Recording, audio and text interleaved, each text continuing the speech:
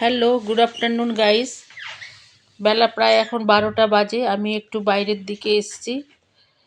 তো এখানে একটু মন্দিরের কাছে এলাম। মন্দিরের গেট এখন বন্ধ হয়ে গেছে, 12টা বাজে বলে মন্দিরের গেট বন্ধ।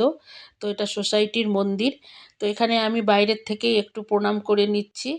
তারপরে আমি একটু মাঠের দিকে যাব। এটা বিল্ডিংয়ের সামনের দিকটা, আর পেছন দিকে মাঠ বা পার্ক এগুলো আছে। তো আমি ওই মাঠেতে যেয়ে একটু বসবো, রোদেতে বসবো। মাঝে মধ্যে রোদেতে বসতে ভালো লাগে, তাই কখনো কখনো একটু বার হই মাঠে রোদে বসার জন্য। তো সেটাই যাচ্ছি এখন মাঠের দিকে। বিল্ডিংগুলোর পিছনের দিকটাই মাঠ। তো তোমাদেরকেও নিয়ে যাচ্ছি, চলো আমার সাথে সাথে মাঠেতে। তো এই যে মাঠের দিকে এখন চলে এসেছি। তো তোমরাও চলো। এইবারেতে মাঠে যেয়ে একটু বসবো কিছুক্ষণ, একটু রোদে বসবো। তো হাতে একটুখানি আমি বাদাম আর কমলা লেবু নিয়ে নিয়েছি।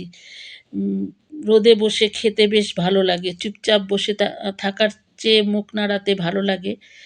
তো সেই জন্যই বাদাম আর কমলা লেবু নিয়েছি, একটু খাবো বসে বসে। তো প্রায় এবার মাঠের দিকে চলে এসেছি। এবার বসবো।